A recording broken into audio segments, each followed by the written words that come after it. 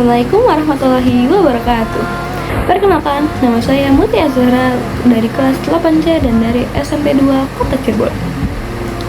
Pada video kali ini, saya akan bahas buku saya yaitu berjudul Goodbye Eri dari penulis Tatsuki Fujimoto dan diterbitkan oleh MNC. Itu saja perkenalan dari saya. Ayo kita lanjut ke pembahasan dari bukunya.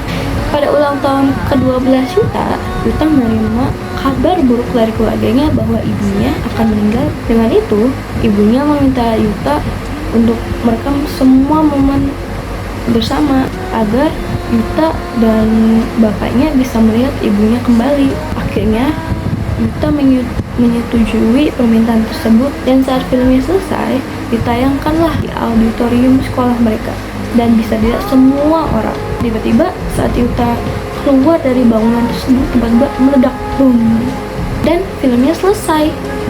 Semua orang di situ tampak kagum dan kaget dan juga merasa sakit hati karena merasa Yuta tidak punya rasa simpati terhadap ibunya. Karena itu juga Yuta dikritik oleh teman-teman sekitarnya. Karena itu dia kembali ke tempat bangunan tempat ibunya meninggal. Dan saat dia mau melompat dari gedung tersebut, ada perempuan yang bilang, "Kamu yang membuat film yang di auditorium ya?" Yuta menengok, iya aja gitu. Tiba-tiba si perempuan itu menarik Yuta dan membawanya ke tempat bangunan yang misterius. Situ si perempuan itu bilang, "Aku penggemar kamu loh. Aku sangat kesel saat teman-teman lain mengkritik karya kamu," dan meminta Yuta untuk membuat film tentang dirinya sendiri, yaitu perempuan itu. Yuta dengan senangnya, ada yang suka dengan karyanya, ya iya aja gitu. Terus dia nanya, aku belum nanya nama kamu namanya siapa? Si perempuannya jawab, "Aku namanya Eri kok." Sejak saat itu, si Yuta hari-harinya mulai dengan mendiskusikan bersama Eri tentang alur yang akan dia buat untuk film Eri tersebut. Dan akhirnya alurnya pun jadi. Dan saat mereka syuting di pantai, lagi syuting biasa-biasa lah gitu, tiba-tiba Eri pingsan. Dan saat ambulan pun datang, ternyata si Eri punya penyakit yang dia sembunyiin dari Yuta selama ini. Yuta pun merasa sedih dan merasa kesal kenapa dia tidak memberitahunya. Tapi dia menghindari kesalahan itu dan selalu bersama Eri setiap waktu. Dan Eri menanya, "Kenapa aku jadi vampir?" Dan Yuta menjawab, "Karena kamu bawa aku ke tempat yang aneh seperti vampir."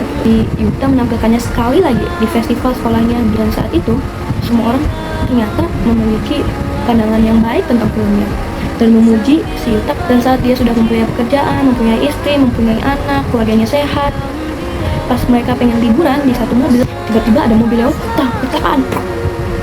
Yang selamat cuma Yuta aja.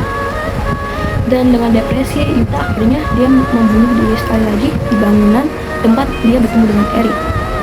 Di situ dia memasuki bangunan tersebut dan ingin mengambil tali untuk membunuh diri atau gantung diri. Tiba-tiba dia melihat kok ada wanita yang kayak Eri ya.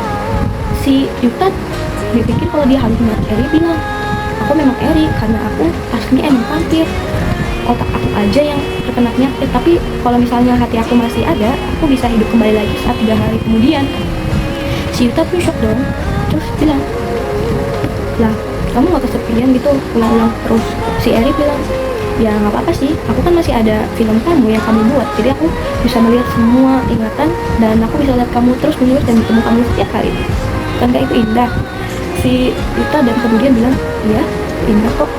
Akhirnya Yuta pun keluar dari bangunan tersebut dan tiba-tiba sekali lagi bangunannya meledak. Kita pun selesai.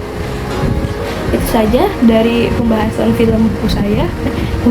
dari buku saya yaitu berjudul Goodbye Eri. Maaf jika ada kesalahan. Wassalamualaikum warahmatullahi wabarakatuh.